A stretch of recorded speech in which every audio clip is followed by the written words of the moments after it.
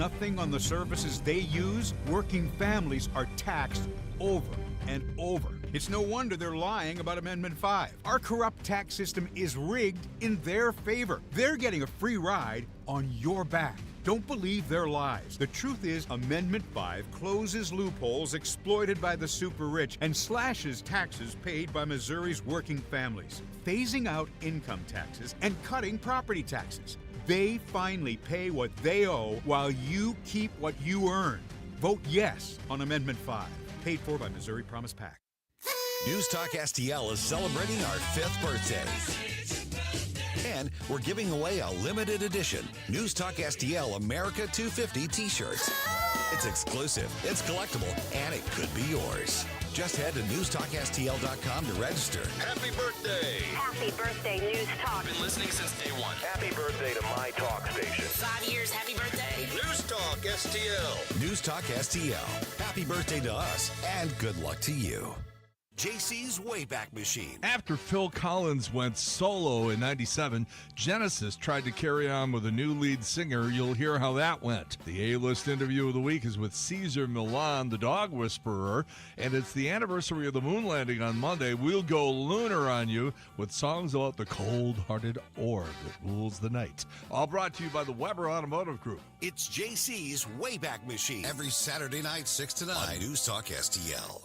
Hello, Kirk Hilsinger, Chairman of the Republican Party, City of St. Louis. We are urging everyone to get out and vote this August primary. We need your vote every election. We remind you to vote yes on Amendment 4. Stop out-of-town money from being used to bypass your elected state legislators. And vote yes on Amendment 5. Tell businesses fleeing high-tax states like Illinois that Missouri is open for business and help lower our income and personal property taxes. Help us fight democratic socialism in its backyard by visiting stl-gop.com and donate, come to a meeting, or volunteer to help out. Paid for by St. Louis City Republican PAC. Curtis Farber, Treasurer.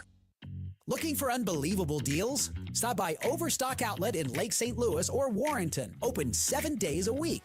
Discover big savings on a huge variety of merchandise with no hassle. Just great prices. Visit us in Lake St. Louis on Highway N or in Warrenton on Boones Lake. Check out our Facebook page at Overstock Outlet Lake St. Louis or go online to overstockoutletstl.com. Unbeatable value, friendly service, and you never know what we'll have at Overstock Outlet. From the News Talk STL Weather Center. See some pretty good cloud cover today. It's going to be very humid and hot with the high temperature in the low 90s and that heat index up to about 96. And that humidity is really going to stay thick for the next few days. We'll see a few spotty showers, but primarily south of St. Louis today. But it looks like a pretty good chance for hit and miss showers and thunderstorms during the afternoon tomorrow. Another hot and humid day on Thursday. In the First Alert Weather Center, I'm meteorologist Kent Earhart. This hour of Colombo and Company brought to you by Gutter Pros. Water goes where we tell it. Call 314-656-7195 or visit them at gutterpros.com.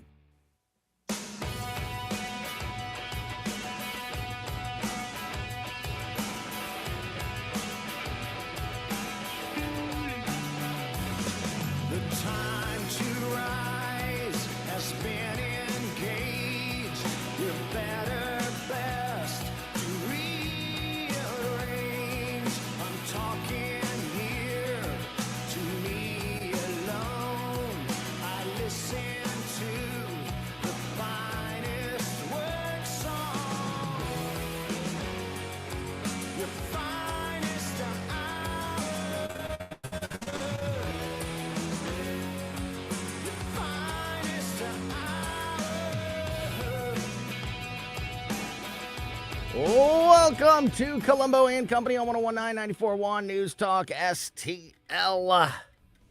It is a Wednesday afternoon, and there is a lot to talk about. Thank you for being here with us. I'm Tony Colombo in studio with producer Ashlyn. And today we are going to do all the normal stuff. We're going to get you up to speed on what's happening with Iran. We're going to get into some of the national stories, like there's a huge fraud story coming out of New York.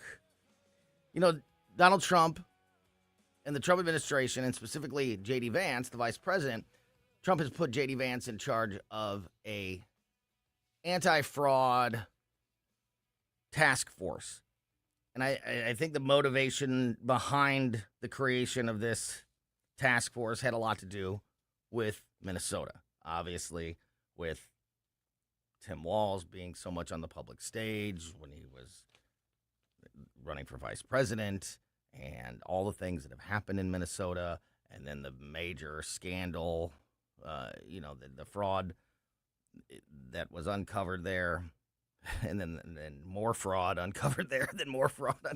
I think that was the genesis of this task force.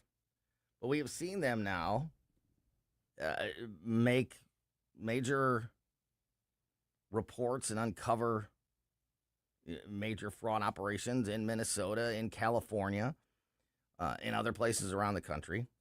And today, they announced that the Department of Labor, in collaboration with the White House's task force to eliminate fraud, has deployed a strike force to New York to recover hundreds of millions in unemployment fraud payments.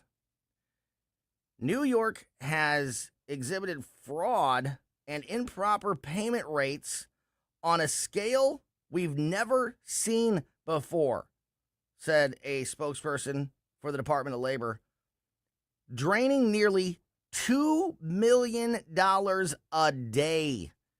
This is the biggest fraud scandal that has been uncovered by this task force. And maybe $2 million a day? Maybe the biggest one ever? So I want to get into those details. Republicans in the House made a huge step towards not only coming up with an actual budget bill instead of just, preparing for the next government shutdown and continuing resolution, which is still probably going to happen, by the way.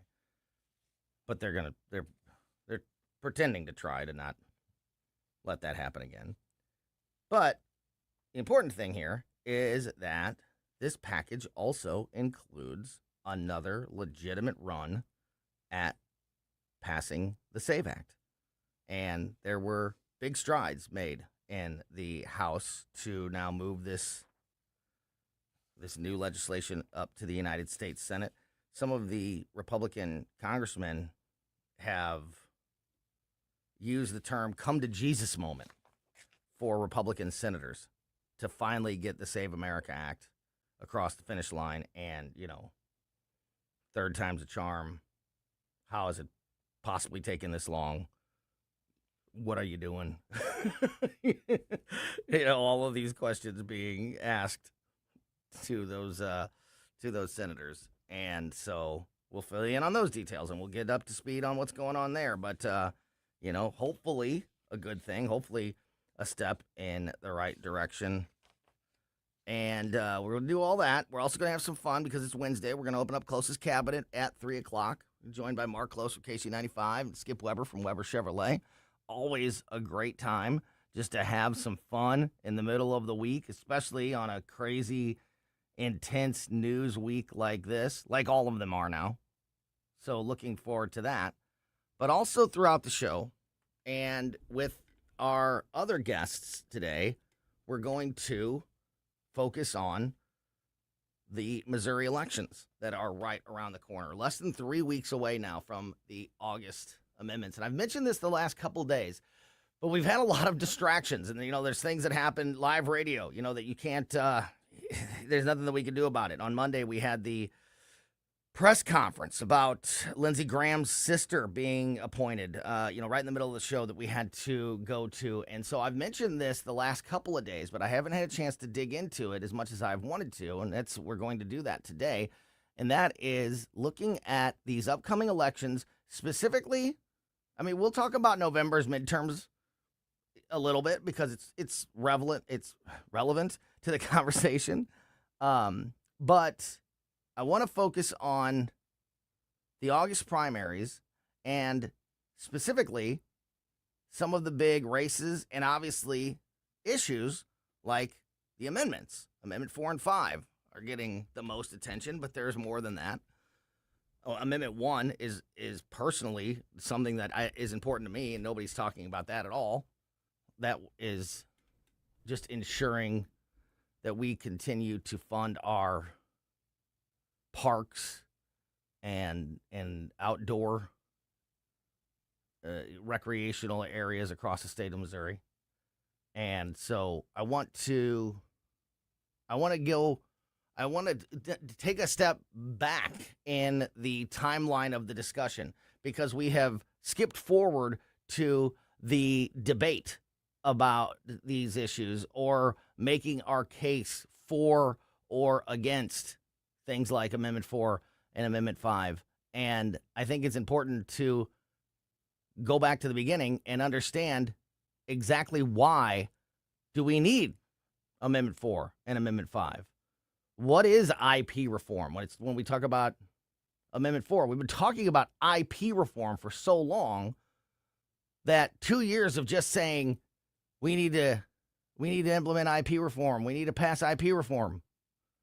You know, somebody who's got a real life and a normal job and is raising a family and paying bills and not watching the live stream from Jeff City every day may not understand all of the things like, well, what's the problem with the system that we have now? Why do we need IP reform? Why is there a big controversy surrounding how amendments have been added to the Missouri Constitution and the groups and, you know, the system in place to do that? So I want to talk about why these things are necessary and like highlight what I think are mistakes of the current process and current system, and understand that and talk about the need. And then, you know, on Amendment 5 with the income tax, obviously there's a lot of questions for people.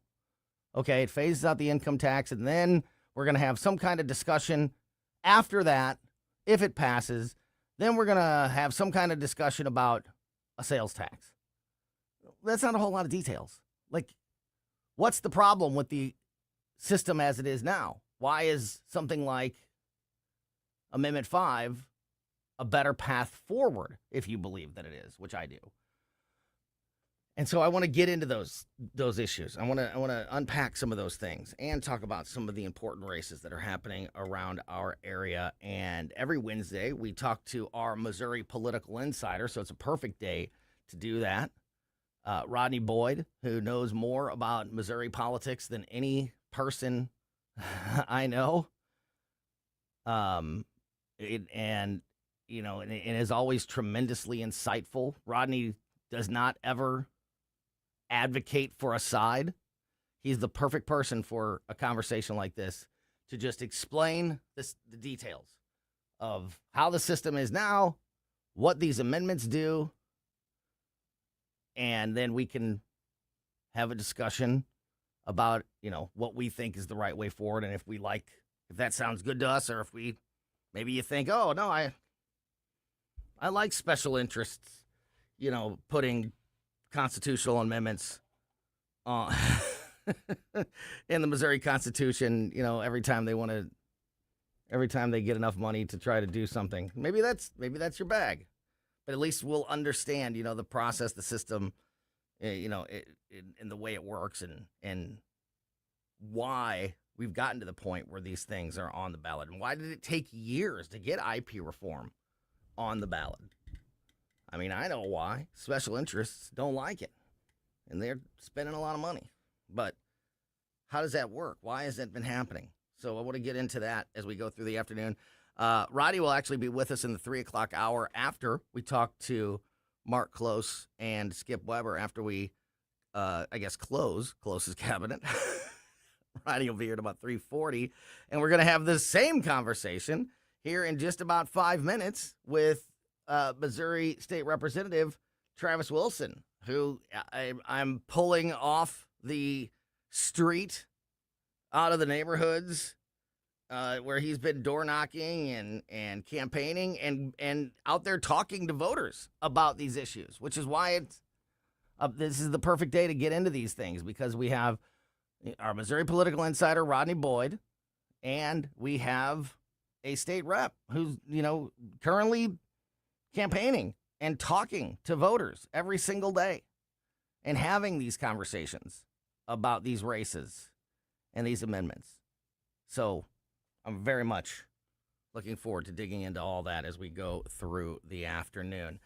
Real quick before we get to Travis, let's touch on some of these national stories before we switch to the local issues. Donald Trump and Secretary of War Pete Hegseth and other key military and diplomatic leaders are heading to a defense summit at the U.S. Army War College today, where Trump is going to tout major defense investments.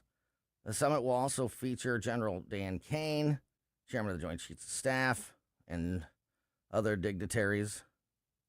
The investments come as recent U.S. strikes in Iran have reduced American stocks of Tomahawk cruise missiles and Patriot and THAAD interceptors. We've heard a lot of talk about that, and we've heard various reports on, what's the truth. One group will say, that we checked the locker, there's nothing left. And others say, look, there's plenty left. We do need to build some more, but it's not an emergency. But obviously, we've put a tremendous strain on our military resources over the last couple of years. So this, we'll be keeping an eye on this as we go through the afternoon and learning these details. But Donald Trump announcing major investments in defense and military resources. Also, today, the president declined to set a public deadline. Thank you. I'm so tired of deadlines for Iran as the U.S. continued military strikes against Iranian targets. Asked by reporters before departing for an event at the U.S. Army War College, the one that we just mentioned, whether he was giving Iran a deadline before the U.S. starts more bombing, Trump said that he would not specify one. He said, quote, I don't like giving deadlines. I don't know that that's the case because I feel like I've heard a lot of deadlines over the last few months that came and went. Quote, I don't like to give deadlines, but they pretty much know. They know the story. They better behave. So Trump's comments come as CENTCOM launched another wave of strikes targeting Iranian military sites. How many military sites, Iranian military sites, can there even be left? Used to attack commercial shipping in the Strait of Hormuz, making the 5th straight day of U.S. military operations. So, a lot going on in Iran and some major announcements about investment in the military and defenses as this war in Iran doesn't seem to be headed to an immediate close. Hopefully, we're now on the right path to get it over sooner than later. But it's always good to hear that we are putting those resources in that assistance when it comes to defending our country and making sure that our military has everything they need to be successful. Also, Donald Trump's putting himself on money, which is going to just drive the Democrats crazy. Treasury Secretary Scott Bessent announced today that the U.S. Mint will begin striking a new $1 gold coin featuring President Donald Trump to mark America's 250th anniversary.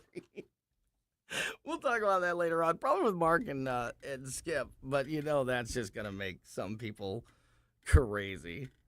Trump's going on the money, on the $1, him and George, hand in hand. Standing shoulder to shoulder next to each other. All right, we are going to be joined live in studio by Missouri State Representative Travis Wilson as we are less than 3 weeks away from these all-important August primaries across the state. We're going to dig into the important issues with the representative next here on Colombo and Company. Made in St. Louis for St. Louis. It's News Talk STL.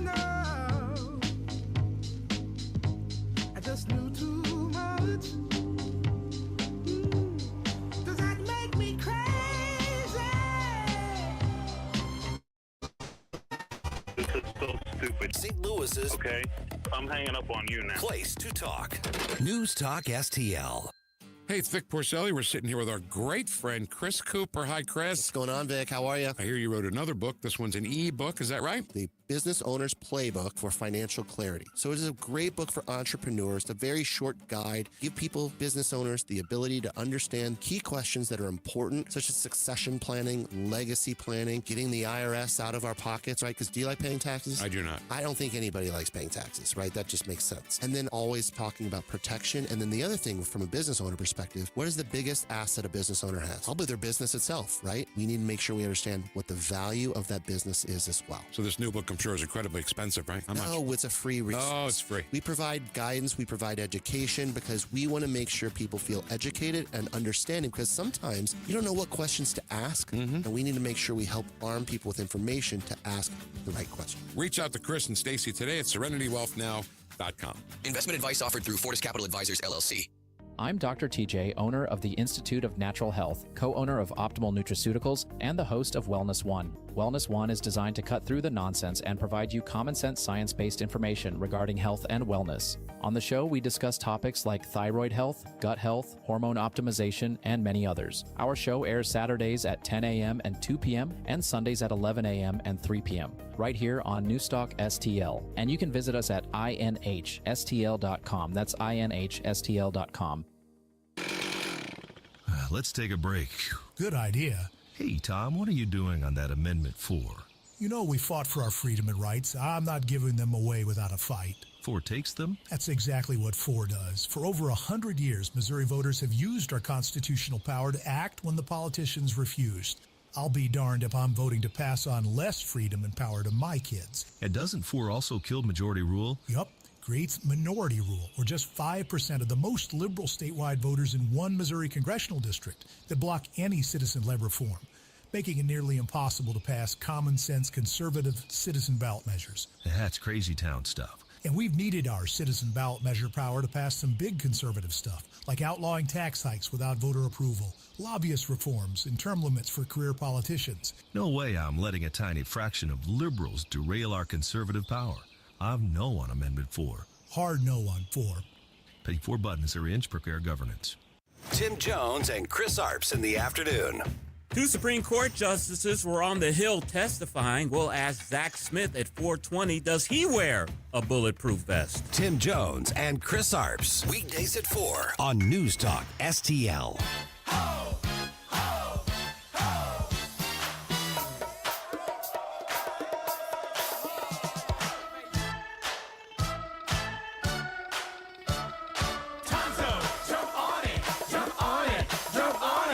Welcome back to Colombo Company on 101.9 News Talk STL. Joined now live in studio, as I mentioned a moment ago, pulling him off the campaign trail. A man who's been out there knocking doors for weeks, months, years. we have been knocking doors for over a year, and wow. It's been great. It's been great. By the way, thank you, Tony, for having me. Yeah, Travis Wilson, State Representative Travis Wilson's in studio with us. Yes, sir. Yeah, great to see you. Thank you as always for your time. And as I mentioned in that first segment, and I mentioned this, and I've talked about this, Monday and Tuesday to start the week, how I want to start really focusing on the issues on the August primary ballot because it's less than 3 weeks away. Yes. And I think that, unfortunately, this is political ad time. We just heard one a minute ago. Mm-hmm. So we're getting bombarded with political ads. And a lot of times we pick up the conversation sort of on step 2 or 3.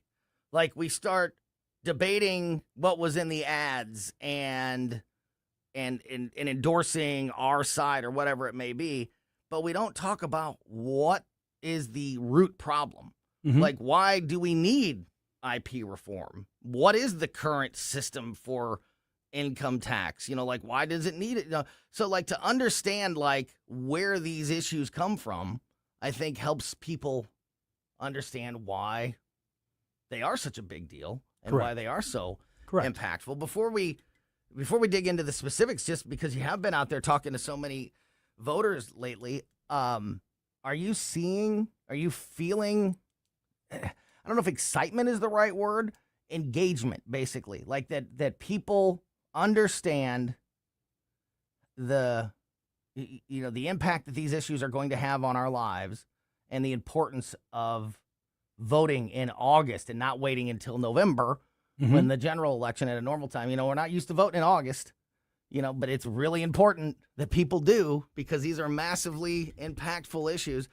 Is that message getting through? And do you feel like more people are engaged with a primary election than maybe in the past, or is there still a lot of work to be done in that area? The answer is yes to both of those questions that you just asked. Yeah. The answer is yes. So let's start with, is there a lot of engagement out there on the streets? And the answer is absolutely. People who are predisposed to be primary voters, they're well informed, they voted in primaries before, and they are definitely reading up, they're doing research, they're trying to figure out what they can regarding the amendments that are going to be on this ballot. And they're also studying up, especially in St. Charles County, they're studying up on who is going to be on the ballot. And so obviously we've got a county executive race, we've got a director of elections race, we've got a lot of what they call down ballot races to go with the amendments. And obviously the amendments for August are the headliners. Those are the ones that people are really going to be paying attention to. And so people are very engaged. They're looking for resources online to learn more. They're trying to figure things out. People have called me. People have emailed me. People have asked me when I've been on their doorstep, what do I think about Amendment 4? What do I think about Amendment 5? And they are looking for direction. And so first off... And information. Information. Understanding. Information and understanding. For, yeah. You are very correct. And so they feel like they have a responsibility, and we all have these sort of friends, right, within our friends group. The people who you at church on Sunday, or if you go out during the week and you run into somebody, you say, "Hey, I've been meaning to call you. I had a question about," and then it's it's about something they're on the ballot. expert in that, right? Yes, right. In my circle, I've always been that person. My aunts, my uncles, my parents even. Yeah. Explain this thing to me. Like, what is going on here? Yeah, exactly, exactly. And so, I've been happy to play that role within our circle of influence. And so those same sort of people are the same ones that are showing up in August. And so when they're asking questions, they're not just asking for themselves. They're asking for their neighbors, for their friends, because they're going to take that information. So when I'm talking to somebody, I take that very seriously because I want to make sure they're well informed. And regarding especially Amendment 5, I've been directing people to, number one, go to the Secretary of State's website, read the ballot language. A lot of people don't realize that they can do that. You can do that today. Just go to the Missouri Secretary of State's website, and you can see in plain English exactly what's going to be on the ballot. You can also go to, depending upon which county you are in, again, I'm St. Charles County, St. Louis County has this available as well. You can go to the Director of Elections website, and you can view your ballot on that website. And so you can plug in your address, and you can hit search, and it'll pull up which ballot you need to be thinking about so that when you get to the polling place, it's not a surprise. And a lot of people also may not be aware, but early voting has already started, and you're welcome to go and visit out in St. Charles County. It's on Turner Boulevard. I'm not 100% sure of the St. Louis County location, but it could be Googled. Yeah. And so go there, and you can vote early. No excuse. Vote early, vote often. The Chicago way, my man. The Chicago way. Mayor Daley would be very proud. It may be that way in St. Louis County. I don't know, but no, this is perfect because this is exactly what I'm talking about. Is gaining this understanding. You also just touched on something there that is really important. The amendments are the headliners for good reason, and we're going to talk about why in a minute. But there are other massively important races. Who becomes the county executive in St. Charles and in St. Louis? These are big. This is a big deal.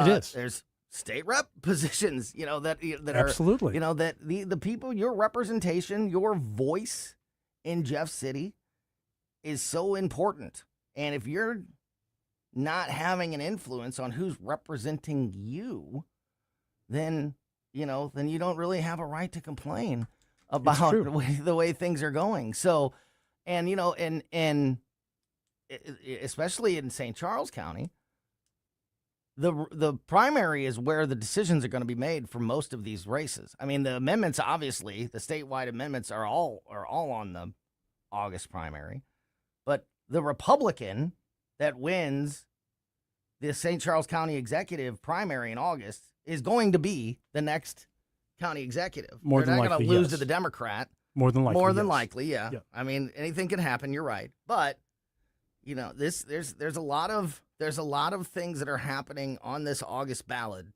that are going to be final.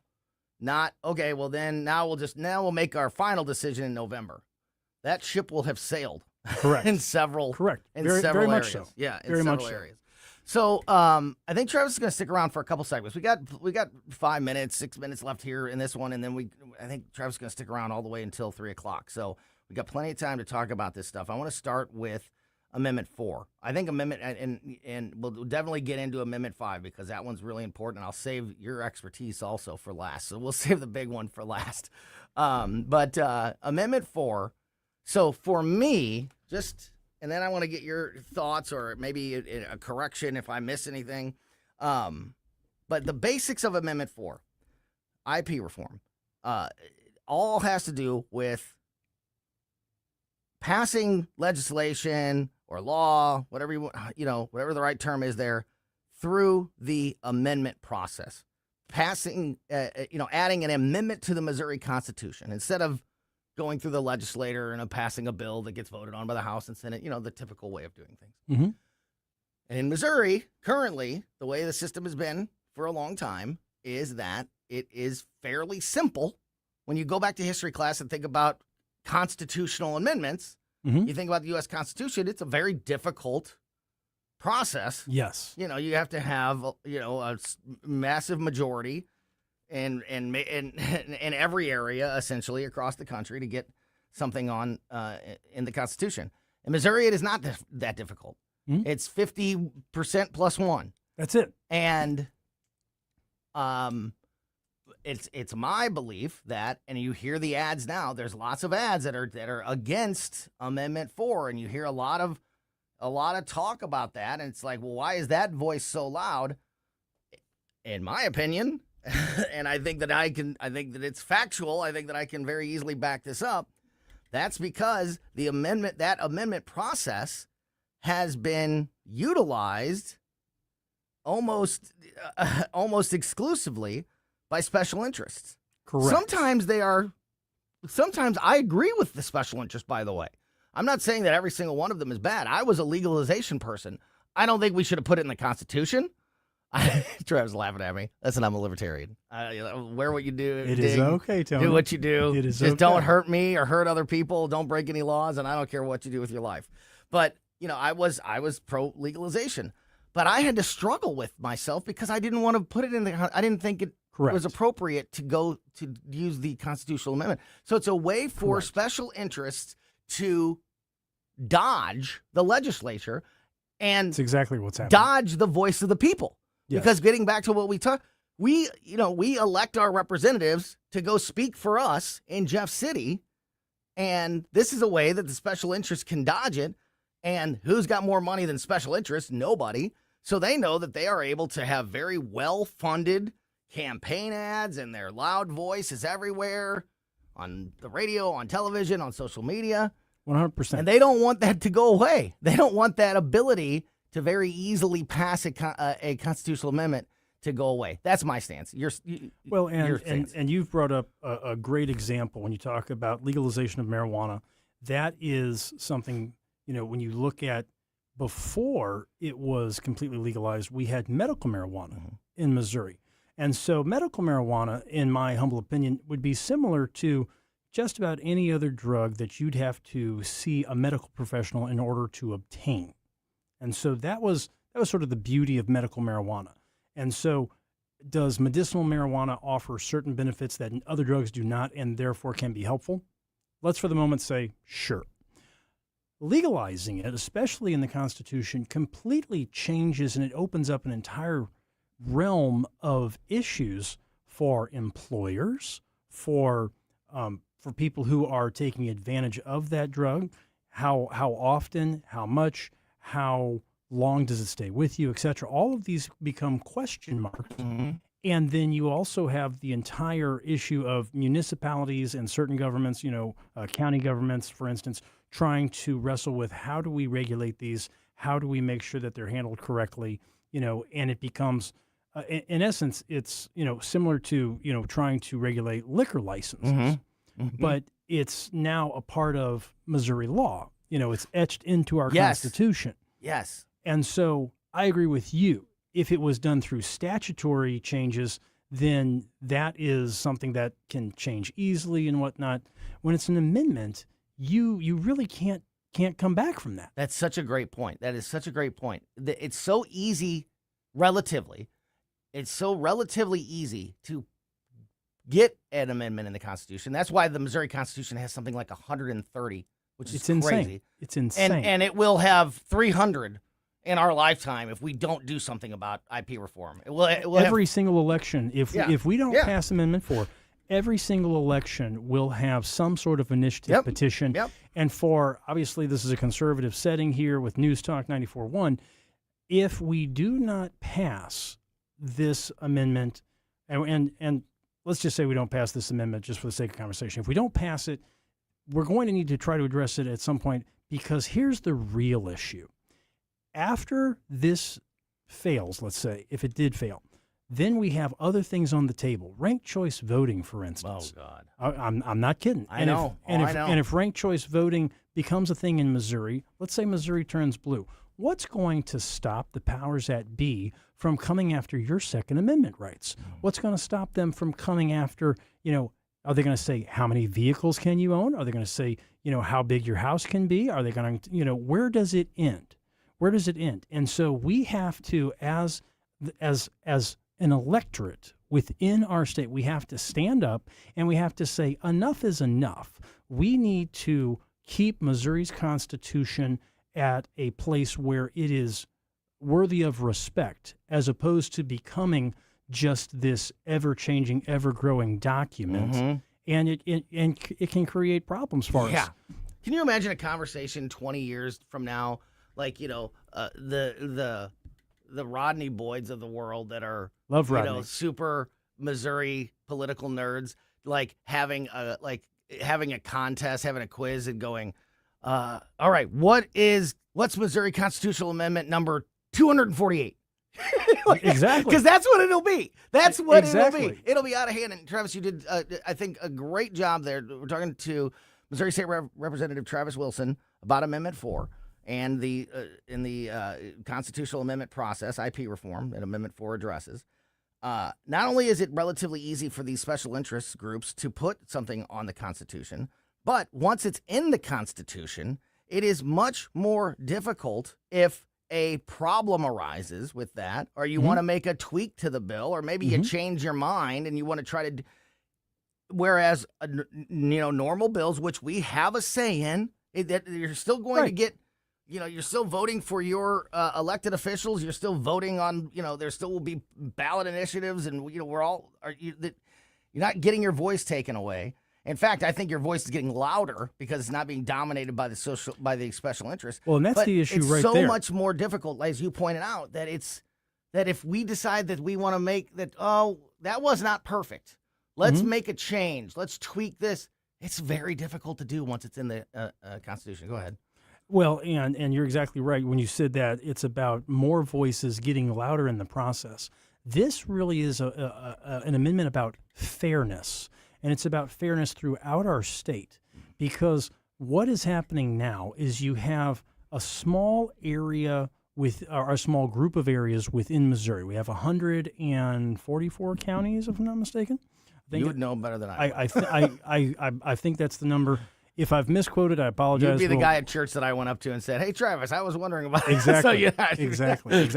Can you name them all? No. But here's the point. We have a small group of those counties that are dictating to all of the others exactly what's going to happen. So, for instance, when you look at St. Louis City and County, and then you look at the Kansas City area, there's 3 counties that really have a piece of the Kansas City metro area.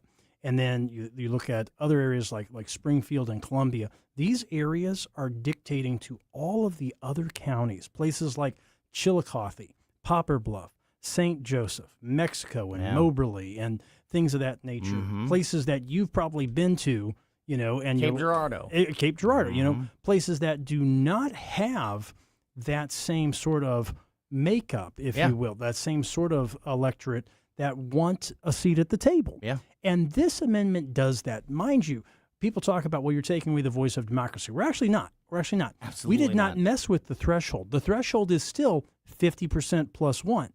However, we are saying that it has to be 50% plus one in all 8 congressional districts. That's what I think a lot of people are missing. This gives all of those areas a voice in the conversation, that their vote does matter. What they say about Missouri's Constitution does have merit, and it's going to be something that we need to consider moving forward. If you're going to change Missouri's Constitution, wouldn't it make sense that you get buy-in from all areas of Missouri? Yes, and shouldn't there be? We learned from basic government history, civics, that a constitutional amendment is a bigger deal. It's a step above. It should take a little bit more. Absolutely. It should take exactly like you said. It should take buy-in from everyone.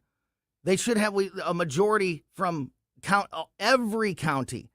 100%. Yeah, and just like it's not 50. It's not simple majority to put an amendment in the U.S. Constitution. So it shouldn't be that way in Missouri either. Well, because if it is, then you get what we have. You have special interests that are well funded that can buy constitutional amendments. You do, and think about the beginning of our country when you had 13 newly minted states. They became, they were colonies, now they're states. When they ratified our founding documents, they had to be ratified by everyone. And so that was a process that took actually an elongated time. Yeah. I'm not trying to necessarily give a history lesson, but the point is that it had to be ratified by everyone. Yeah. This is a similar situation. We're saying if you're going to move forward with our most important document for our state, then it needs to get the stamp of approval from all parts of it. So that's why it's yes on 4, at least for me. You got it. You got it. Well, and we're going to keep having these conversations. I want to get into Travis Wilson, Missouri State Representative, sticking around for another segment. I want to talk about some other races on the ballot in August and Amendment 5. We'll unpack that one as well as we continue the conversation with Representative Wilson next here on Colombo and Company. Made in St. Louis for St. Louis. It's News Talk STL.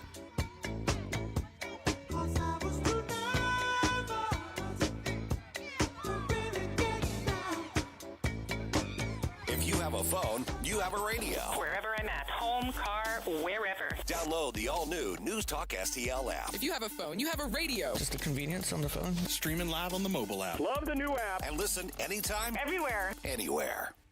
When decisions matter most, experience isn't optional. As a former SWAT commander, Tim Whitney has led Under Pressure. Today, as Undersheriff and Chief Financial Officer, he helps lead hundreds of employees, manages one of the county's largest budgets, and protects taxpayers with conservative accountability. I'm Tim Whitney, and I'd be honored to earn your vote. Together we can support responsible growth, strengthen public safety, protect taxpayers, and preserve the character that makes Jefferson County home. Paid for by friends of Tim Whitney. Heather Missy, Treasurer.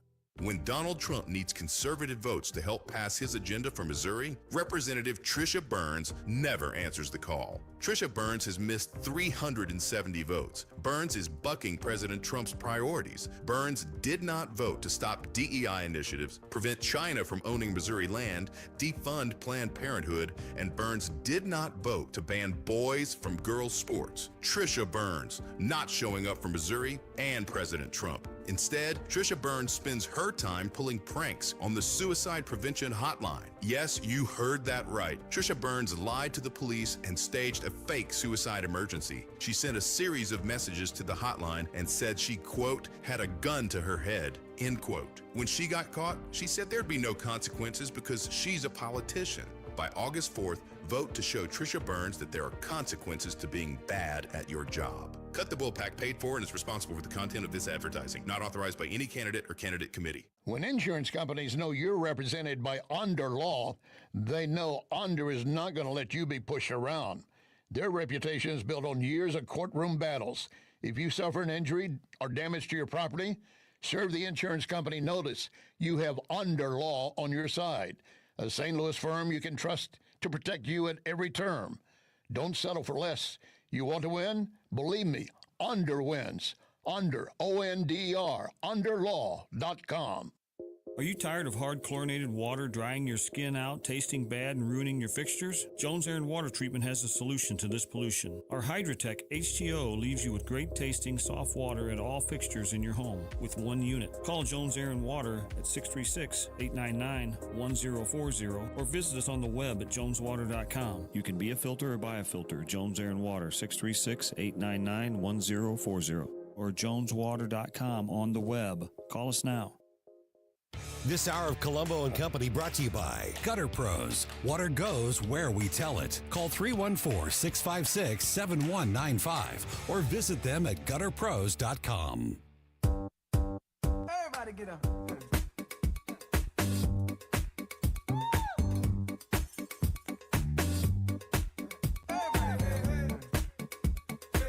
Welcome back to Colombo Company on 101.9 News Talk STL. Missouri State Representative Travis Wilson in studio with us as we talk about the upcoming August primaries 3 weeks from yesterday. So just a little less than 3 weeks before these all-important primaries. We talked about Amendment 4 in that last segment, and I think that's exactly the conversation that I wanted to have and we're going to continue to have to understand the system as it is now and why there is this debate. Why are we even having this conversation about Amendment 4? Like, what's the meaning? What's the, why is it so important? And if you missed any of that, go and check it out on the podcast. And we're going to continue the conversation in the 3 o'clock hour with Rodney Boyd about 3:40 this afternoon. About 10 minutes before we open up KLOSES Cabinet here, let's talk about Amendment 5, because the income tax issue obviously is one that is very hotly debated and has got a lot of ads and a lot of loud voices out there. Again, I'll just give my brief beginning. I guess to really boil it down for me to the simplest reason that I support Amendment 5 is that I would rather have a say in when and how much I'm paying taxes. And if I'm buying something, if I'm going shopping, if I'm doing, I know there's going to be a sales tax. I can control that. I can't control somebody just reaching in to my paycheck before I even get a chance to touch it and taking the money out. I would rather have a little bit more control. There's a lot more to it than that, but just to kind of boil it down, that is kind of the basis of my argument of let's get rid of income tax and find a different path forward. What are your thoughts? Well, I'll share that with you. Before I do, during the break, I wanted to make sure I corrected myself. I figured out it's 114 counties, so I think I misspoke earlier. Wanted to correct that. So 114 Missouri counties, yes. Yep. I apologize for anybody who... You had all the right numbers. You just had them in the wrong spot. Yes. So yeah, the way that I've approached this conversation on doorsteps when I'm talking to my constituents in St. Charles, it's very simple. Number one, I come from an economic development background, and so I absolutely love helping our state grow. That's what I've done in my career. That's what I've done when I've been in Jefferson City. That's what I'm going to continue to do. I'm going to do everything I can to help our state grow. And it's for very, very obvious reasons. I'm a father of 3. I want my children to be able to find their career opportunities in Missouri, just like I want everybody else's kids and grandkids to be able to do the same. And so for that reason alone, I'm interested in having more business investment, more jobs created, and having a better business climate into our future. That's the whole premise behind my thought process. And in being in my role as an economic developer, I got to see up close and personal what numbers looked like for investment in other states that were no income tax states. Now, I know that there's a lot of, shall we call them the poster child for this. Florida and Texas would probably fall into that category. That's not necessarily what I want to talk about. I want to talk about Tennessee for a moment. Tennessee, a state which up until recent history, let's say within the past 10 years, maybe 15, you get the idea. Within up until recent history, Missouri had more population than Tennessee. It's not the case today. Now, it's a similarly made-up state. You have a couple of major metro areas. In Tennessee, you have both Memphis and Nashville. In Missouri, you have both St. Louis and Kansas City. And so you have areas that, and I understand, clearly I do, the difference between Nashville and Kansas City. I do. However, Kansas City is a world-class city. And when you look at how they've been able to attract things like the World Cup, and they've been home to 3 Super Bowls, it really is a comparable city. A lot of people like to go there. A lot of people like to come to Missouri. We had 53 million people visit our state in the last fiscal year. Tourism is huge for us. Tourism is huge for Tennessee as well. Here's my point. Tennessee is doing a better job than we are in this regard. And I think that one of the factors has to do with income tax. Do I think that that's going to solve every problem? No, I do not. No, I do not. That's why we try to address crime. We try to address Nothing is. There's no magic bullet. You got it. You got to do what you. But it's a tool in the toolbox. One step at a time, and yeah. Exactly. It's a tool in the toolbox, and so that's why I voted for it on the House floor. I thought it was a good idea. I thought that we should move forward with that. The other reason why I voted for it on the House floor is because our constituents are going to get a chance to be a part of the process. We were making sure that we had our opinion, but we wanted a second opinion, the voters' opinion. And that's why I think this is so important. I think that Missourians should have the ability to say, I want this or I don't want this. And so when I've been talking to them on their porches, I've been saying, I want you to be well informed, and I want you to vote the way that you think is going to be best for Missouri. That's been sort of a winning strategy, if you will, because it's, number one, it's very disarming. They realize that I'm their neighbor and I have higher costs that I'm concerned about, and I'm trying to do the right thing as well. And I want this. I always tell people, this is a partnership. And so when you're talking about amendments, when you're talking about people running for office, this is a partnership. I'm your neighbor. My kids go to school here. We live here. I go to church here, etc. And so I want to work with you. How can we work together? If eliminating income tax is going to help us do that, then let's eliminate income tax. Travis Wilson, Missouri State Representative, is with us. Actually, we are not going to talk to Mark and Skip. They are both out. You want to stick around for just a little bit longer? Of course. I have a couple more questions about these amendments and these issues. We got about a minute left here. If people, you mentioned some websites earlier. Where's the best place that people can go? As you know, we're having these great conversations here, and we're going to continue to do that. Try to educate and inform people about these amendments. But I always encourage people to go do their own research and understanding. Where's the best place to go to get information about these issues? So the one-size-fits-all website where you can get that information is the Missouri Secretary of State's website. And so if you will just simply Google Missouri Secretary of State, you can pull up the Secretary of State's website. Denny Hoskin, he's our secretary right now, and Secretary Hoskins has done a great job of getting plain language out for people to review. That's such a good, being able to read the ballot. Just read the language. Exactly. Is ahead of time and think about it, and and if the ballot language sparks any questions or concerns in your mind, then you know exactly those concerns, and you can research them and get those answers. Great stuff. We're gonna put in a little overtime with Travis Wilson. Missouri State Representative Travis Wilson continues with us next here on Colombo and Company. It comes awake and I can't control it. Hiding under the bed. Hey, it's Chris Arbs. Becky and I recently discovered a restaurant that's quickly become one of our go-to restaurants, Timothy's in Creve Coeur. Led by executive chef Will Mabry, Timothy serves contemporary American cuisine with a touch of Southern charm. Dishes like pastrami, smoked lamb, and shrimp and grits. My wife absolutely loved the lobster pot pie, and everything we've tried has been incredible. Amazing house-made desserts and over 500 wines to choose from. Enjoy dinner 7 nights a week, plus lunch, brunch, and private events. Timothy's in Creve Coeur at 12710 Olive Boulevard or online at timothysstl.com. To everyone who serves and sacrifices, this one's for you. Heroes Care is giving away 1,000 suits to our heroes. Active duty, retired, guard, or reserve, military, police, fire, or EMS, just show up with your ID and a suit is yours. That's Saturday, July 18th, 9 a.m. to 2 p.m. at the Heroes Care store in Gravois Village Center, Jefferson County. For those who sacrifice every day, we simply want to say thank you. Details at heroescare.org. Heroes Care, honoring those who serve. This is Brandon from Reach.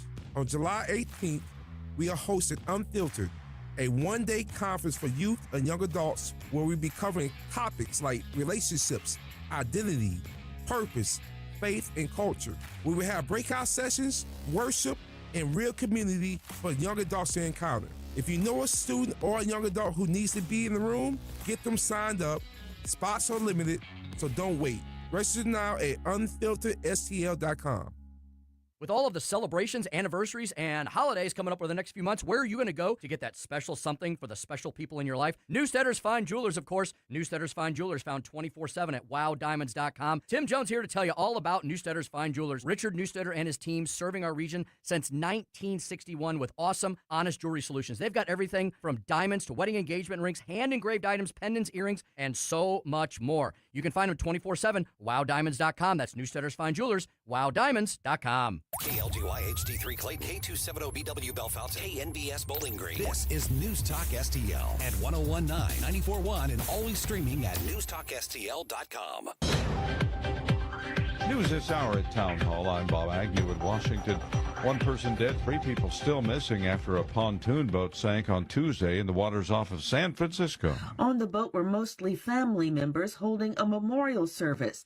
16 people were rescued. The group was on a 3-deck pontoon vessel almost filled to capacity near Alcatraz Island. When crews arrived at the scene, they found the vessel almost fully underwater, with the motors still running and leaking fuel. Rescuers have been searching for the missing with divers, helicopters, and boats in open ocean on the western side of the Golden Gate Bridge. I'm Donna Warder. President Trump now wants immigration and customs enforcement to continue those traffic stops. In a Truth Social post, Trump said, quote, "The men and women of ICE are doing a great job, one that has to be done." He also said that in order to remove criminals he claims were let into the country under the previous Democratic administration, we cannot give up on one of ICE's most important and effective crime-fighting tools, the traffic stop. But it comes after Trump administration officials told ICE officers to suspend most vehicle stops after 2 deadly shootings within a week. The deaths renewed criticism of the agency's enforcement tactics that were widely condemned last winter after the killings of Alex Preddy and Renee Good in Minnesota. Former top lawyer at Goldman Sachs and White House counsel to President Obama, Catherine Remler, scheduled to testify today before the House committee about her relationship with Jeffrey Epstein. More on that ongoing investigation from correspondent Bernie Bennett. Her testimony Wednesday to the House Oversight Committee comes after thousands of documents released by the Justice Department showed an extensive relationship between her and Epstein. She tried to downplay her relationship in more recent statements, calling him a, quote, monster. While Rumler announced in February that she would step down from Goldman Sachs on June 30th, she remains an employee at the company. Bernie Bennett, Washington. More of these stories at townhall.com. Hey, John, why so glum? I just got let go. The company's downsizing. This is the 3rd time in the last 2 years. I'm done with this. Have you thought about My Computer Career? I've heard they can train you for a career in IT in just a few months, including cybersecurity and the basics of AI. And you don't need prior training or experience. Now that's a recession-resistant career. Wow, thanks. I'll check them out. Go to mycomputercareer.edu and take the free career evaluation. mycomputercareer.edu, an Elite CompTIA certification partner. Financial aid is available to those who qualify, including VA benefits. Progressive knows that boat days can come with unexpected problems. Oh no, I dropped my lip balm in the water. I can't think of anything worse than the looming threat of potentially having chapped lips. It was ginger vanilla too, my favorite flavor. If a real problem comes along, your boat's protected 24/7 with Progressive, so you can keep worrying about boater problems. Progressive Casualty Insurance Company and Affiliates, not available in D.C. From the News Talk STL Weather Center. I'm First Alert 4 Chief Meteorologist Steve Templeton. Warm and muggy tonight, but rain chances are increasing with a few scattered storms in the afternoon to evening, both Thursday and Friday. So tonight, low of 75, we're dry and muggy in the morning. A high of 90, heat index of 98, a little higher humidity for Thursday. And anytime from lunchtime on, let's watch for a few isolated but heavy bursts of some showers or thunder showers. They tend to fade as the sun sets in the evening. That'll happen again on Friday with a high of 90 and again a heat index around 98. That's the latest from the First Alert 4 Weather Center. I'm Chief Meteorologist Steve Templeton. This hour of News Talk STL brought to you by Chris Cooper and Serenity Wealth Management. Business owners, download your free playbook for financial clarity at serenitywealthbiz.com. That's serenitywealthbiz.com. This is what's happening. We attacked Cargo Island last night. And Iran retaliated. They struck targets in Kuwait and Bahrain. They'll agree on everything, and then they'll go have a news conference and say we never even talked about it. 1019 and 94.1. Number one for conservative talk. News Talk STL. Drums, please.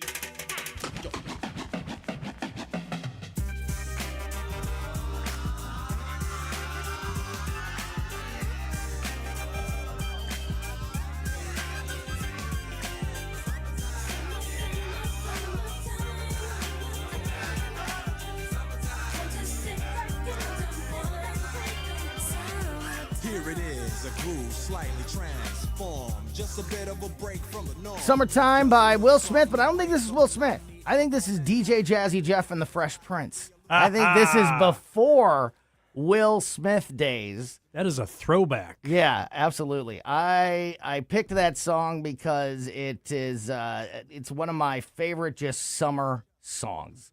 And typically at this time, 3 o'clock on Wednesdays, we open up Closest Cabinet. Talk to our buddy Mark Close from KC95 and Skip Weber from Weber Chevrolet. However, both of those gentlemen are out of town, which I knew and then forgot. Way to tell on yourself live on the air, We're Tony. going to open up Closest Cabinet next week. Of course, all brought to you by Weber Chevrolet. But it actually worked out because we have Representative Travis Wilson in studio with us, and we've been talking a lot today about the local issues and the ballot initiatives, the amendments, the races coming up on this August primary, and then obviously the November general election after that. Massively important for voters across the state of Missouri and across the country. But these local issues, it's just the irony of that. Local politics are the most important. They're the most impactful. It's true. Your state representatives, your state senators, your county executives, your state constitution and the laws within your state are the ones that impact you the most. It's true. But they very often, almost always, don't get the same attention or voter turnout or engagement than, the presidential race, which of course the presidential race is a big deal. 100%. But, it's I would make the argument, very comfortably make the argument that, these races, these things, Amendment 4, Amendment 5, Amendment 1, these various county executive positions and state representative positions are going to have more of an impact on your life in the next few years than whichever side wins majority in the House or Senate. Both of them are big deals, but your local, what's happening here locally is more important and impactful, and that's why it's so important that we discuss these issues. We were talking about, we really unpacked Amendment 4 and the IP reform and constitutional amendment process in the 2 o'clock hour, and we were sort of halfway through talking about Amendment 5. Correct. And the income tax issue. If you missed any of the conversation in 2 o'clock hour, go check it out on our podcast. We put the show out as a podcast right after we get off the air every day. We put it on every podcast platform, so wherever you like to get podcasts, just subscribe to Colombo Company. It's the best way to make sure you never miss any of these great conversations. I mentioned earlier that our Missouri political insider, Rodney Boyd, he's going to join us at about 3:40. Also, Stel Babe, producer Stel Ponticus, is going to jump in for a little mini edition of Close's Cabinet in about 10, 15 minutes from now. So looking forward to that also this hour. But as we continue the conversation with Representative Travis Wilson, we kind of set up income tax, how it works, and so let's talk other states specifics. that the things that are happening in other states that are maybe a guide, an example of if you make some of these types of changes to your income tax, your tax code, the way that it sparks growth in both population and business. So kind of on that. Absolutely. We're right at that edge. What are we going to do? Are we going to head down that path? Or are we going to continue, with the same old, same old? Go ahead. Well, it's true. It's true. And I think it's important, last segment we talked, sort of like you said, the setup of it. Let's talk specifics. And so what is Amendment 5? And so just these are some notes I've got. So, just referencing here. Amendment 5, it's a revenue-triggered, constitutionally protected path to eliminating Missouri's individual income tax. That's what it is in a nutshell. And there's a lot of misinformation out there. One of the things that's been said is that this is the everything tax. What you're saying is you're going to eliminate Missouri's income tax, and then we're going to put a tax on everything. And that's really not the case. Will there be some changes to the way our taxes are? Yes, absolutely. Our tax structure for Missouri has not been addressed in decades. And so, note... And that just can't be good. No. At any point. If that statement is said at any time that you haven't addressed something as important as your tax in decades, it's probably something you should look at. One would think. But what this does is it's going to be helpful. We talked about growth. It's going to be helpful in a couple of different ways. Number one, the obvious. It's going to eliminate Missouri's income tax. So that means that people who work in the state of Missouri are going to instantly be taking home more money from every paycheck, all of every 2 weeks, all of the entire year.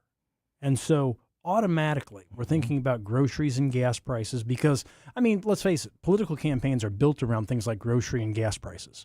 And in this particular climate, I think it's important to realize passing this elimination of income tax is going to put more money in your pocket when you reach payday.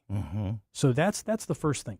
The second thing this does, let's assume for the moment, just for the sake of conversation, that when we change certain aspects of sales tax through our state, which is the other part of the equation, because a lot of my constituents are saying to me, they're like, Travis, where's the money going to come from? I'm skeptical because I'm wondering, where's the money going to come from? I'm glad you asked. Yeah, that's a really good concern. It's a great concern because we still want to fund things like roads and bridges and Missouri's Highway Patrol and all of the things that we need to function as a state. I come from St. Charles. We're a tourism community. I want to make sure that dollars are in Missouri's budget to continue to promote places like St. Charles. And so in order to do that, we have to have an offset somehow. That's where the sales tax part of the equation comes in. Now, a lot of people have said, well, then that's going to, create this windfall, and that's really what you're after. You're just trying to actually get more money in a different way. Let me explain one of the things that a lot of people are going to like. Again, referencing my county, St. Charles County, personal property tax is a hot-button issue in St. Charles County.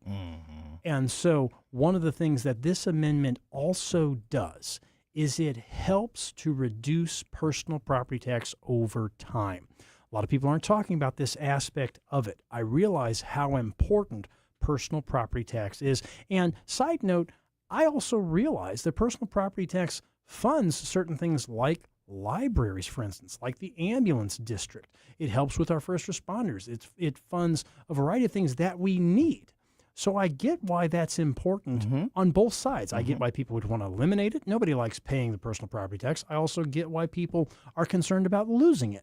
And so what this amendment does is it creates an alternative way to collect some funds, which can also, over time, that's the key thing I want people to remember, is this is a tiered system, a phase-out system. This is not what they did in Kansas, which was basically a cold turkey approach. They said, hey, it's a great idea to eliminate income tax. They did, and then you saw problems emerge almost immediately. That is not the case here.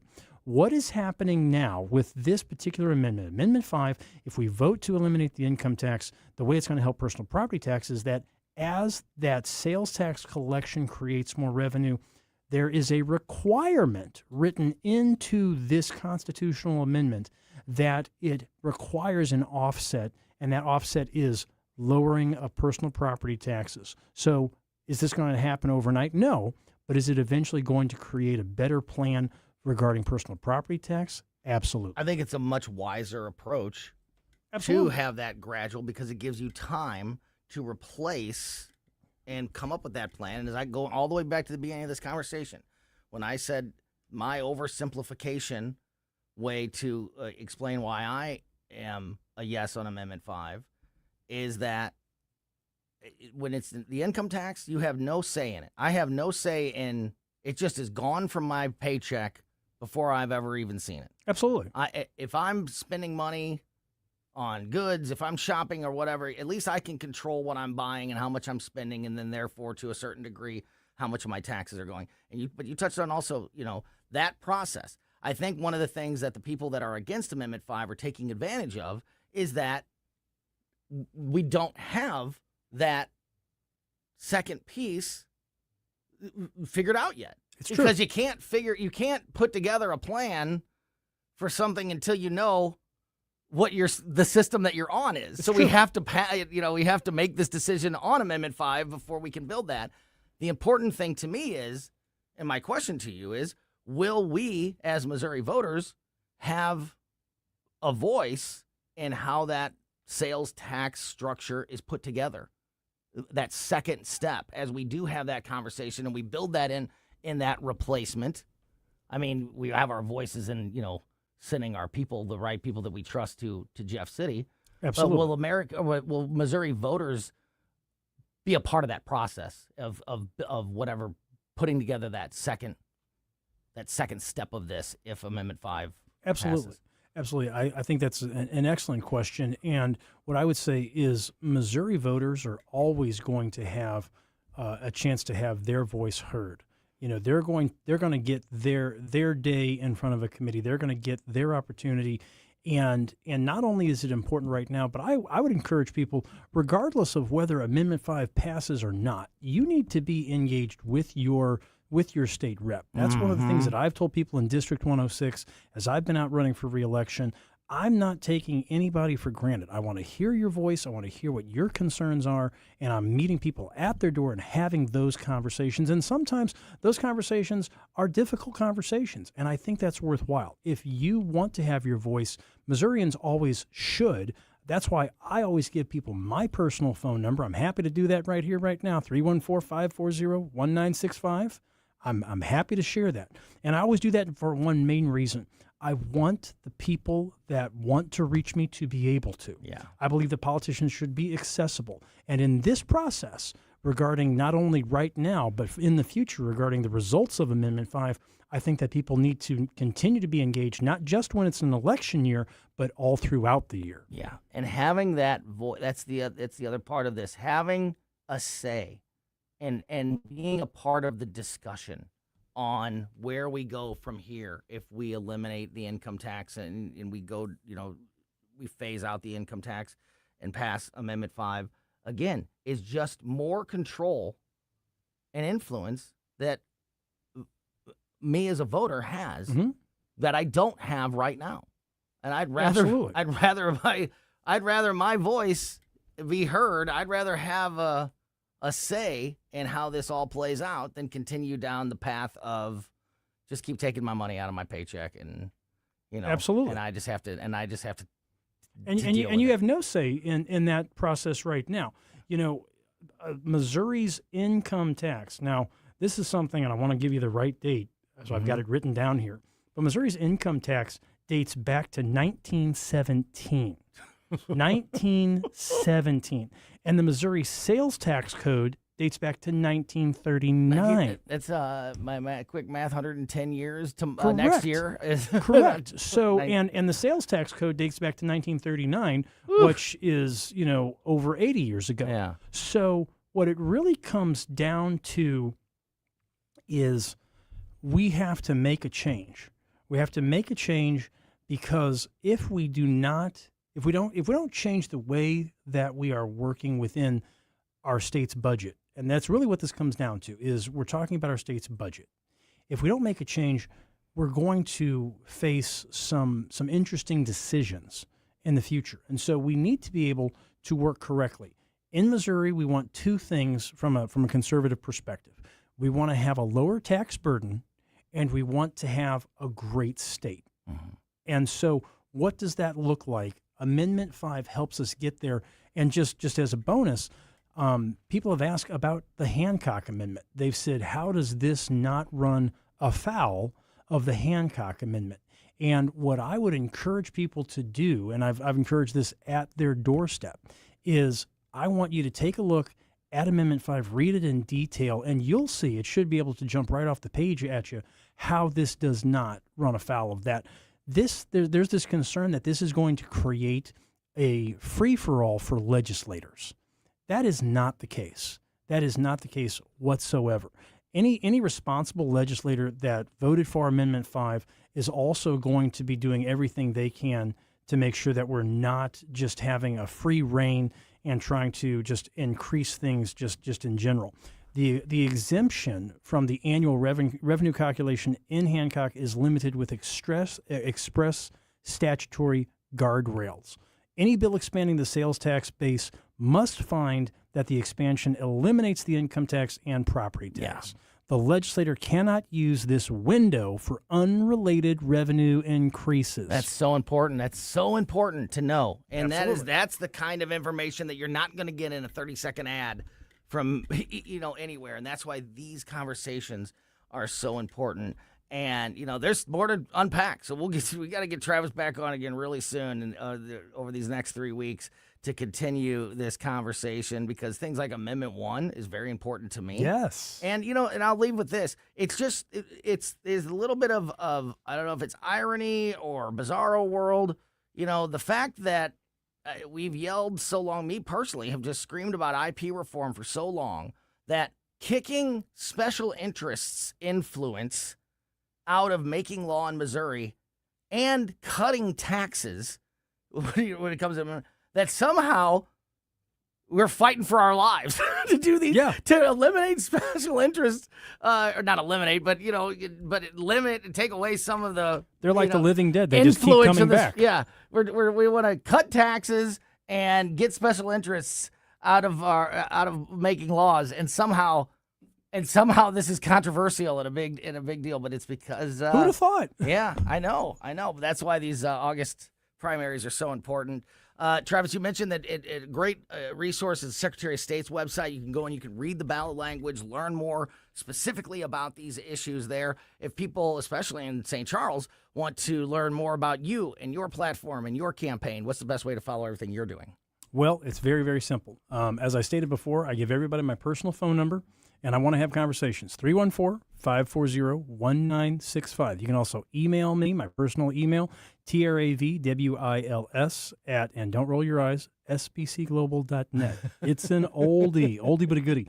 TravWills at sbcglobal.net. You can also visit my campaign website, wilsonforstc.com, wilsonforstc.com. But I definitely want to hear people. I love District 106. I love St. Charles. 31-year resident of St. Charles County. Wouldn't want to live anywhere else. And so pleased to call it home with my beautiful wife, Chris, and our wonderful kids, Lincoln, Eliana, and Quincy. And my parents live there. My brother and sister-in-law live there. Our church, Restoration Church, is there. We love St. Charles. Well, thank you so much, especially for some bonus time. Perfect timing to have Travis Wilson in studio with us today. And we had all of that. We had 3 segments, and there's still so much more to talk about. We could do this all day. Exactly. That's how important these issues are, and that's how important these conversations are. So we're going to keep them going in the coming days. And thanks again, Travis, for your time as always. Thank you, Tony. Good to be with you. That is Missouri State Representative Travis Wilson. Our Missouri political insider, Rodney Boyd, will be with us in about 20 minutes. But first, we're going to have a little mini version of Close's Cabinet without Mark Close or Skip Weber. We have, I think, possibly an upgrade. Stel Babe, producer Stel Ponticus, joins us on Colombo and Company. Next. transform. Just a bit of a break. Watch us on our live stream using Rumble, Facebook, and Twitter. All that hardcore dance that has gotten to be a little bit out of control. It's cool to dance, but what about a groove that soothes and moves romance? Give me a soft, subtle mix. And if it ain't broke, then don't try to fix it. News Talk STL. Always streaming on your smart speaker, our mobile app, or newstalkstl.com. Fox News Commentary with Laura Ingraham. Next. My name is Whitney Allen, and I'm a widow. My husband, Ryan, died. We never thought we'd ever have to use life insurance, but the unexpected happened. With Ethos, signing up was fast and 100% online. You can get a quote in seconds, apply in minutes, and get same-day coverage. No medical exams, and you can get up to $3 million worth of coverage. I'm grateful we were prepared. Get your free quote at ethos.com/term. That's ethos.com/term. Paid spokesperson. Time spent on application may vary. Online health questions required.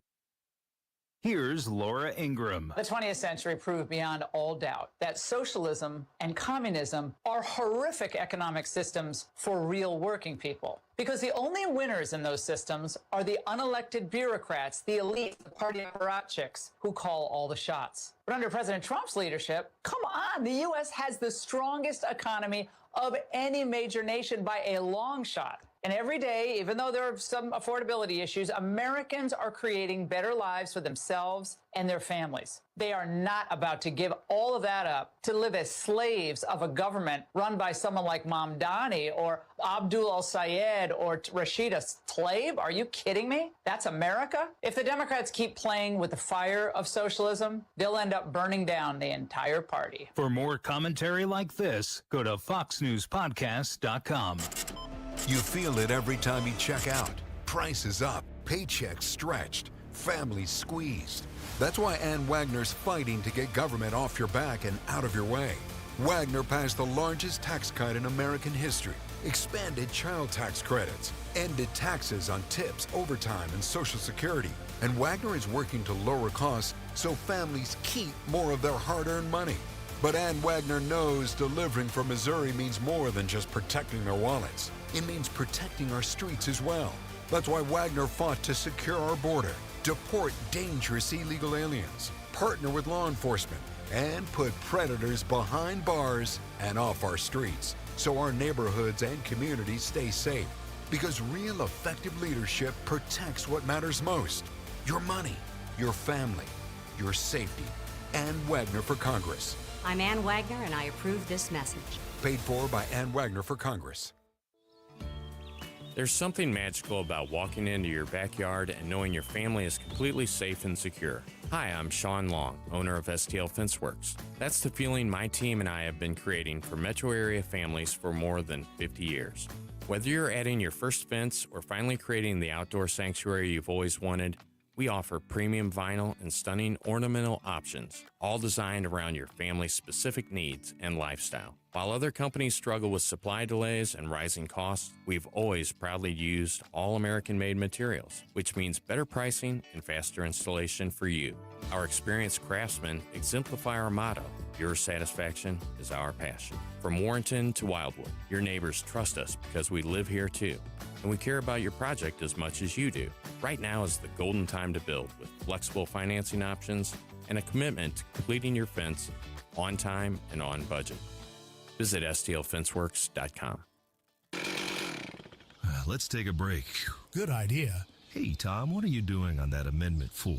You know, we fought for our freedom and rights. I'm not giving them away without a fight. 4 takes them? That's exactly what 4 does. For over 100 years, Missouri voters have used our constitutional power to act when the politicians refused.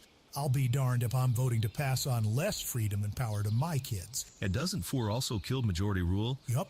Creates minority rule, or just 5% of the most liberal statewide voters in one Missouri congressional district that block any citizen-led reform, making it nearly impossible to pass common-sense conservative citizen ballot measures. That's crazy town stuff. And we've needed our citizen ballot measure power to pass some big conservative stuff, like outlawing tax hikes without voter approval, lobbyist reforms, and term limits for career politicians. No way I'm letting a tiny fraction of liberals derail our conservative power. I'm no on Amendment 4. Hard no on 4. Pay 4 buttons every inch per care governance. On the next Larry Connors USA. The story behind the story, the building of what some call the Faces, Mount Rushmore. Larry Connors, USA. Now, weeknights 6 until 8 on News Talk STL.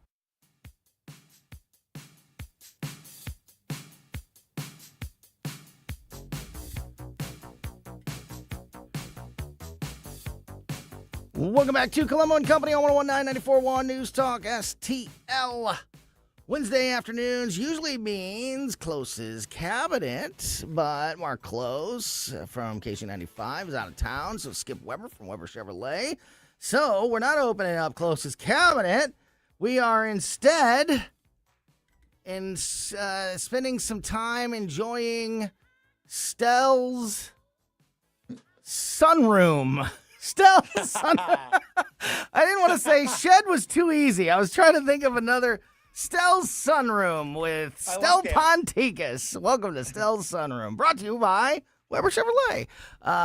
Stel Babe, producer Stel Ponticus. Really appreciate your time, buddy. Thanks for jumping in here in a pinch. And it's always important to have a little fun on a Wednesday afternoon. So appreciate your time. How are you, my friend? Hey, doing fine, thanks. Good to be with you, Tony. And I wanted to start off, and Ashlyn was nice enough to find this at the last minute. That's Patti LaBelle's New Attitude. Yes. That's from back in '84 from the Beverly Hills Cop soundtrack. Yeah. And the reason I asked her to do that was because Patti LaBelle sang the national anthem last night at the All-Star game. And she's a native Philadelphian. Game was in Philly. A very boring game, by the way, and I guess we can digress a bit from politics and everything else if it's okay with you to talk about the All-Star game. Let's do a little mini KLOSES Cabinet and just have some fun here. Okay. Yeah, for sure. She sang the national anthem, did a great job on it, and I realized after about a minute or so, this gal is 82 years old. That's She's fantastic. been around for ages and has had a great music career that spanned, I think, probably about 60-some years since she was a teenager. So kudos to her. Yeah. For still sounding really good. She did a great job on the national anthem. And I think Jennifer Hudson did America the Beautiful or God Bless America, one of those two. And for me, those were the highlights of the All-Star game last night. American League won 4-0, but I'm just being honest with you. It was a really boring game. You know what I watched? Stel, you know that I have been a very lax sports fan in general over the last 10 years or so. Growing up, and not just growing up, I mean, until I was, middle-aged, I was a sports fanatic. Cardinals baseball, Blues hockey, Cowboys football, because I grew up right in between. The Big Red were here when I was little, and then they were gone, and then we didn't get a football. The Rams didn't come until I was in high school. So Mid-90s. So I grew up a football fan with no football team. So my generation of St. Louisans, we all have our scattered allegiances when it comes to football. Mine was the Dallas Cowboys. So I was in, and I love college basketball and college football and everything. But just I think the sports they're over officiated these days, and we've allowed politics and all of those. Sports are supposed to be where we leave politics and things like that at the door, and we come together to root for our team. It's supposed to be a great distraction that brings people together.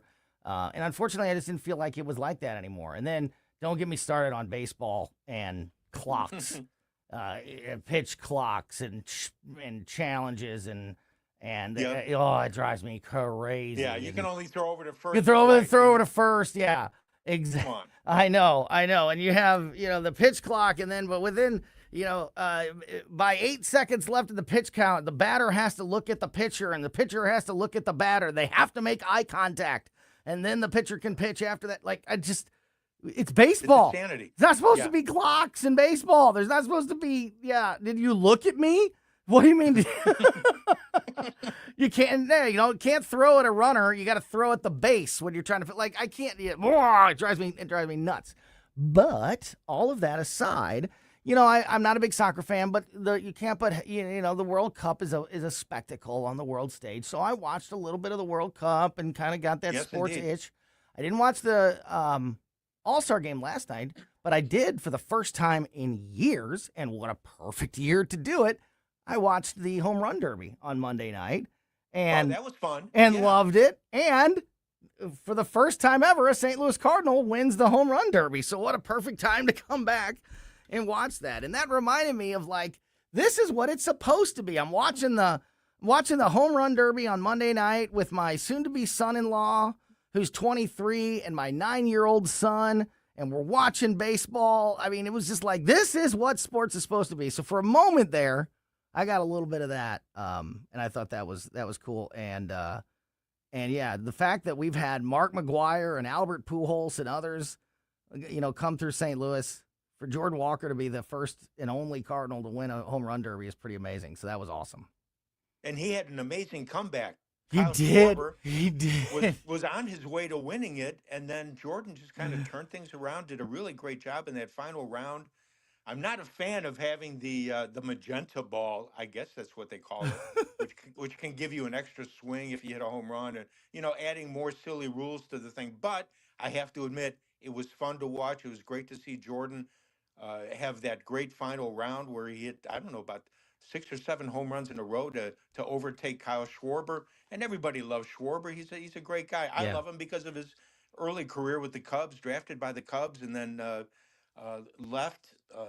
Just one of those situations where you still love a player after he's gone. Cardinals fans do that with the players who have left here. Mm-hmm. And I do that somewhat with former Cub players too, along with Cardinal players. And Walker just had a great night, and kudos to him. That was awesome. And that swing, his swing is so smooth. It's just beautiful. Yep. And I mean, he was just long, and the way he came back to win that, it was a whole lot of fun. Speaking of sports, speaking of the World Cup, people who don't watch soccer, and I'm not a big soccer guy. They always, every time I start getting into soccer, something stupid happens, and I'm like, oh, this is why I don't like soccer. Some kind of flop or, inexplicable red card or yellow card or something, whatever it may be. But one of the most amazing things about soccer is that it's so impossibly hard to score most of the time. But when there's a penalty kick, it looks like, how could anybody ever miss? The goal is, is massive, and, the keeper barely has a chance. However, that is when you're talking about the best of the best, the elite soccer players that, they have the big advantage over the goalkeeper. A poll was just done that, and almost 30% of people in the world, it wasn't just in America, 30% said that, almost 30% said that they believe that they could score a goal in a World Cup game on penalty kicks. I don't know about that. Yeah. No. I know it looks tremendously easy when you're looking at it like that, and you take into account that these guys that are kicking the ball, their shots are coming in at an incredible speed. And that's why the goalie has, a limited chance and has to basically guess, try to predict, which way to dive or whatever. It's not going to be that way if I'm the one kicking the ball. That goalie's going to have a little extra time to analyze the situation. So, yeah. And I think the magic of this whole World Cup is the fact that we've got a legendary player in Messi from Argentina, and here's Argentina playing in the finals. That they're playing, I guess, right now against England, and they have a chance to go to the championship match to face who are they going to face? Is it Spain? France or Spain? I think yeah, it would be Spain. Mm-hmm.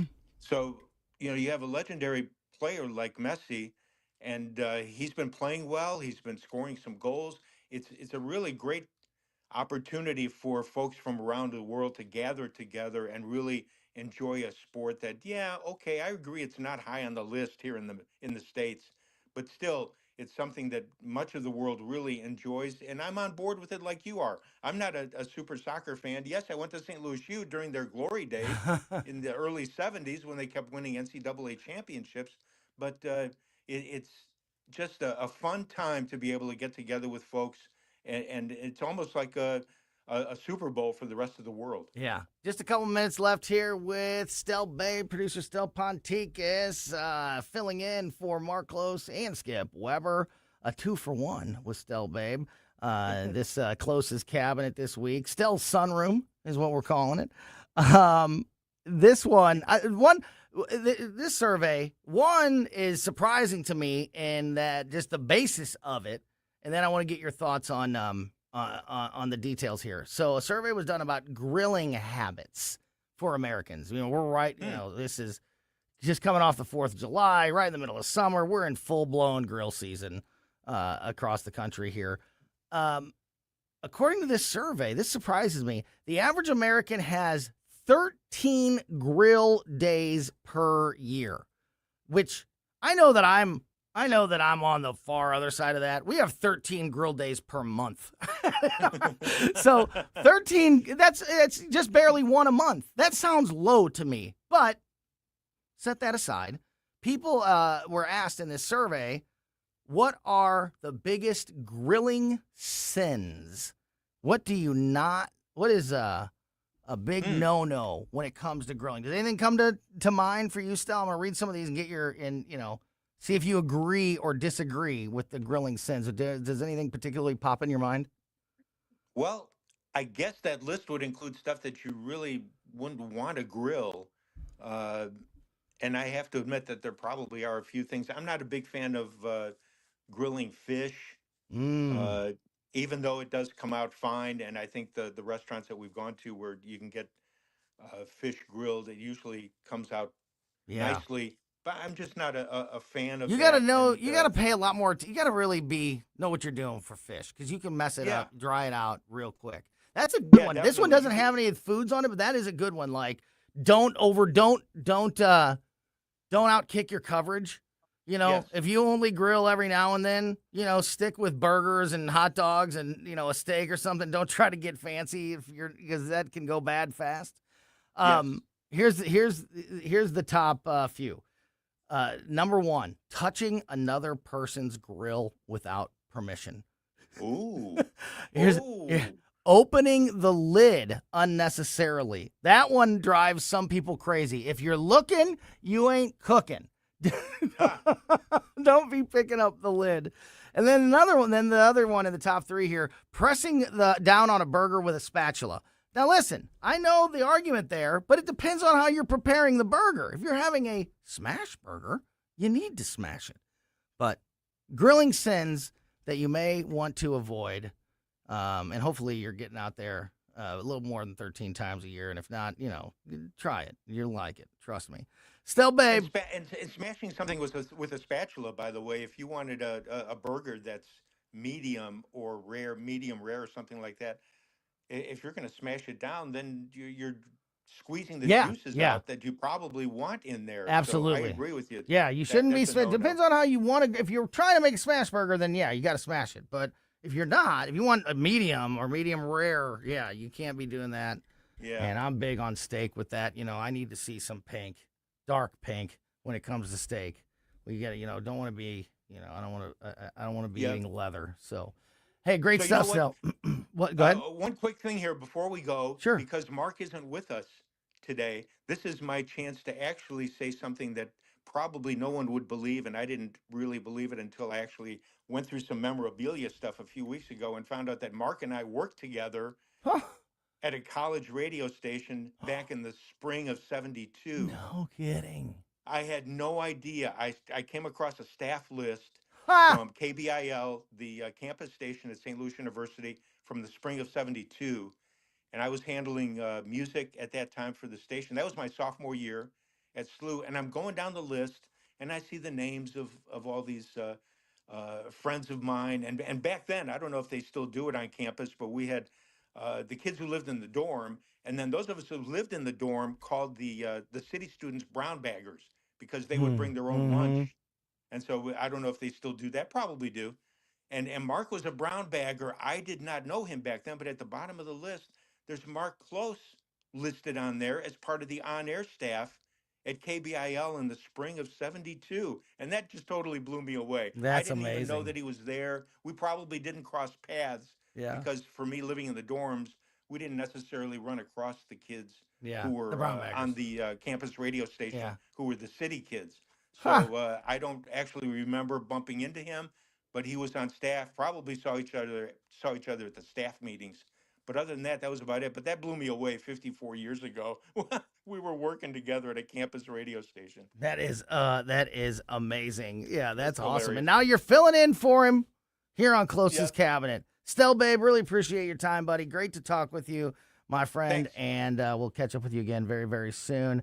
Closest Cabinet, whether it's Closest Cabinet or Stell's Sunroom, always brought to you by Weber Chevrolet. Check out what's happening at all 3 local Weber Chevrolet dealerships, Creve Coeur in Missouri, Granite City, and Columbia in Illinois. Nobody is going to give you a better deal on a new vehicle. Nobody's going to give you a better deal on your trade-in, and nobody is going to take care of you in that vehicle for the entire time that you have it better than the team at Weber Chevrolet. That's why they have been serving the St. Louis community for nearly 125 years. Check out what's happening at all Weber Chevrolet dealership by going to weberchevrolet.com. All right, before we hand things off to Tim Jones and Chris Arps show, going to dive back into the news and talk about the upcoming Missouri August election. It's been a focus of today, which is really important because we are less than 3 weeks away from the all-important Missouri primaries, and we're going to be joined by our Missouri political insider, Rodney Boyd, next. Follow Tony Colombo on Twitter at Tony Colombo Talk.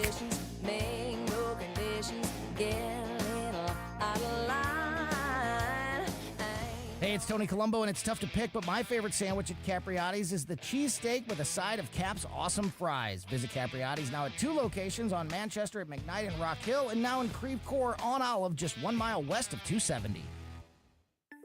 The Herzog Foundation is the vision of its founder, Stanley Herzog, and it exists to promote quality Christ-centered K-12 education nationwide.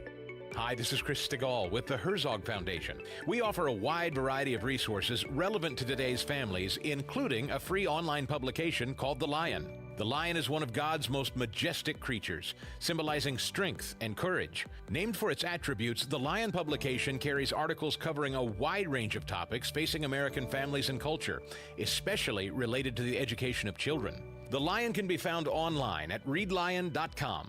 That's READ lion.com. Sign up for The Lion at readlion.com and find dozens of must-read articles published every day.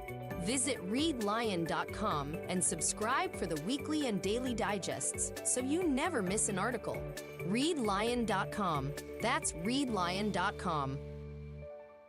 When Donald Trump needs conservative votes to help pass his agenda for Missouri, Representative Tricia Burns never answers the call. Tricia Burns has missed 370 votes. Burns is bucking President Trump's priorities. Burns did not vote to stop DEI initiatives, prevent China from owning Missouri land, defund Planned Parenthood, and Burns did not vote to ban boys from girls' sports. Tricia Burns not showing up for Missouri and President Trump. Instead, Tricia Burns spends her time pulling pranks on the suicide prevention hotline. Yes, you heard that right. Tricia Burns lied to the police and staged a fake suicide emergency. She sent a series of messages to the hotline and said she, quote, had a gun to her head, end quote. When she got caught, she said there'd be no consequences because she's a politician.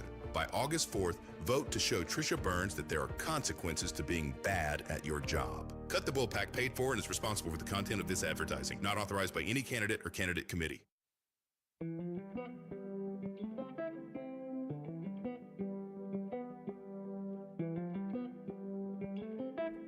Welcome back to Colombo and Company on 101.9 94.1 News Talk STL.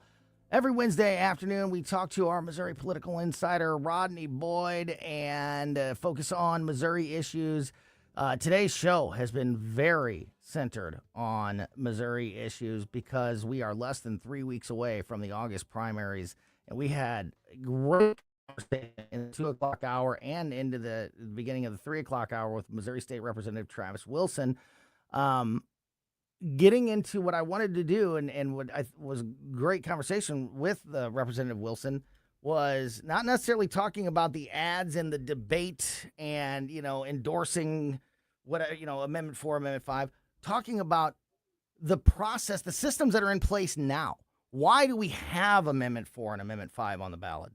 What is the problem, if there is one, in your opinion? And we really got, into the bases, the roots of that conversation with Representative Wilson. It was great.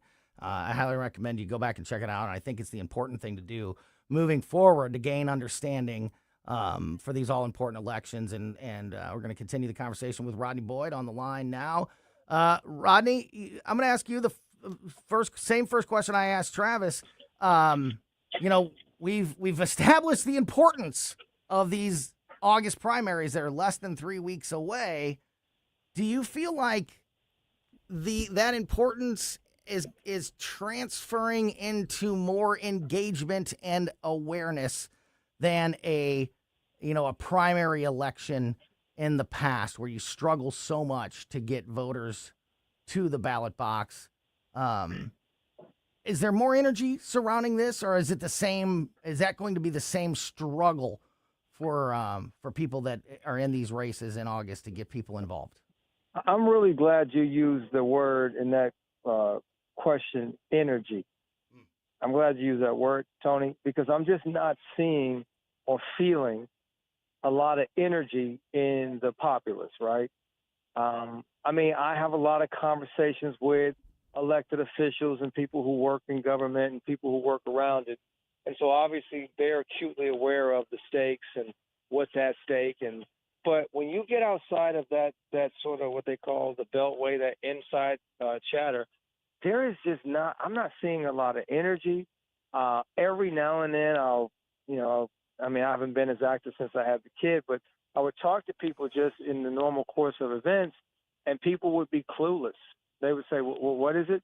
And to try to get someone that has never really dealt with the referendum petition process in a 2 or 3 minute conversation to understand how it works, it's almost daunting. So there's just not, and I don't know what to do in 3 weeks, but there's just not a lot of energy around these issues. You're doing obviously your part. You're putting it out there on the airways, and people who are fortunate enough to listen to your show, they're going to get some insights. But think about the hundreds of thousands of people that are at work right now, or don't have the ability to tune in. So and there's not the kind of money being spent in this cycle. And what I mean by that isn't people buying it. It's that when you have a presidential cycle and a governor's on the ballot and a U.S. Senate race, there's so much more money and energy that is generated, right, around almost every issue of importance. So when there's no significant big ticket item that's driving money into the cycle, the noise or the energy around these things is very, very muted. And that's what I'm seeing now. So with all of that in mind, with the idea of, these issues, not only are they, primary elections off, not the November normal time where we're used to going and, so people aren't used to voting in August to begin with. That's a struggle. And then these issues, especially when, we're talking about Amendment 4 and Amendment 5, there's a lot of information there. So that's another struggle, like as you just mentioned, to get that information out there and understanding out there. It's so much more than you can get in a 30-second political ad, and that's why we're having these conversations. So with all that in mind, and not necessarily your personal opinion, but you are around you're around the people that are involved in these elections and these races and these things. Is there a thought process in the state of Missouri when it comes to Amendment 4, Amendment 5, and like where the momentum currently lies? Like, are the people that are pro Amendment 5, are they panicking because they feel like it's not going their way? Like, is there a sense of that out there somewhere? Go ahead. No, I think the people that are pro Amendment 5, which is to take the income tax model, shift it to a new model, I think they're firing on all cylinders. They're running ads, traditional media, paid media, social media. So I think as far as they're concerned, they're pulling every lever they can pull I think the thing that really is sort of challenging, and I think they're going to keep pulling until the polls close on the 4th. I think the thing that has got everybody sort of Concerned is where are those messages? How and where are those messages landing? Right? Because the general electorate right now, they're just not focusing on the political date of August the 4th, right? And so you have a perspective that you turn the volume up, right? You turn the volume up on getting out to vote, and you turn the volume up on your messaging from now to the 4th, and you hope that you can get people to tap in terms of being concerned and aware. And if you do that, then you run into the other mega hill of now trying to get people to comprehend just the gravity of Amendment 4, Amendment 5. It's easy when people are looking at. It's not even. I shouldn't say easy. Forgive me. It's not that difficult to say whether or not you want to vote for Wesley Bell or Cori Bush. You can figure that out with a couple of quick clicks on Google. Yeah, right. Say, okay, right. All right.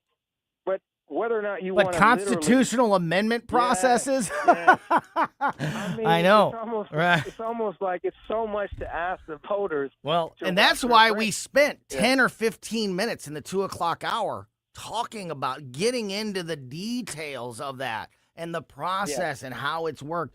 And with Representative Wilson in the 2:00 hour, and these are the conversations that I plan to have over the next 3 weeks with you and other folks involved, not only politicians, but also business owners and, other aspects. Tony, I had a conversation earlier today with I won't say the name, with a prominent regional CEO. And I hadn't talked to him for a while. He called to check on things. And he said, "Hey, I got a question for you because you're inside this stuff and I'm not. What's on the other side of this Prop 5? And I understood exactly what he was asking. Yeah. He said, "What's on the other side, Rodney?" And I said, "Well, look, sir, let me just be clear. That is going to be determined." And he said, "That bothers me." Yeah. You can't give me a cheat sheet on what's on the other side. And I said, "Well, I'm telling you, there's no cheat sheet. What's on the other side is you have to give the legislature the ability." And this is a guy, by the way, who I'm pretty sure he's Republican. I've never asked him, but I'm pretty sure he is. And I'm pretty sure that's where his dollars flow. So I said, you have to trust, governor and legislature. He goes, "Yeah, that's the part that's giving me a little heartburn." Right. Thing. But at least you have more. My answer to that quickly, because we're almost out of time here, Rodney. My answer to that quickly is at least you will have more of a voice, more of a say and influence in that next step than you would if we just leave it the status quo and you don't have any say in what comes out of your income tax. Less than a minute to go here, Rodney, to leave this on a really important point, and we'll continue this conversation with Rodney Boyd in the coming weeks, certainly. I screamed about IP reform for years. This is just to get an idea of the importance of these August elections. Yes, if Amendment 4 does not pass, when's the next time we'll ever get a shot at it in the state of Missouri? That's a very difficult question to answer, but I'll tell you, if it doesn't pass, you'll probably have a constitutional amendment being proposed early next year, or 2 or 10. Yeah, I guarantee it, because there are issues out there that people are going to say as this year goes through. We're going to use this ease of process, change the Constitution. It took years to finally get it on the ballot. I don't know that we will see it again, at least any time in the near future, years. So this is our one chance at it before we're talking in 20 years about, we just amended the 300th constitutional amendment in Missouri. Rodney Boyd, thanks as always for your time, my friend. Great stuff. Really appreciate it. We're back tomorrow at 2. Keep it here for Tim and Chris next.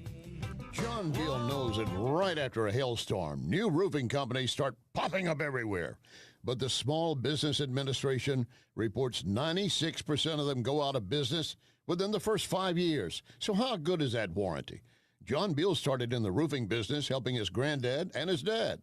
Always offering the best roof, best price, best guarantee. John Beal Roofing, not some fly-by-the-night operation. Call my friend John, 1-800-NEW-ROOF, 1-800-NEW-ROOF.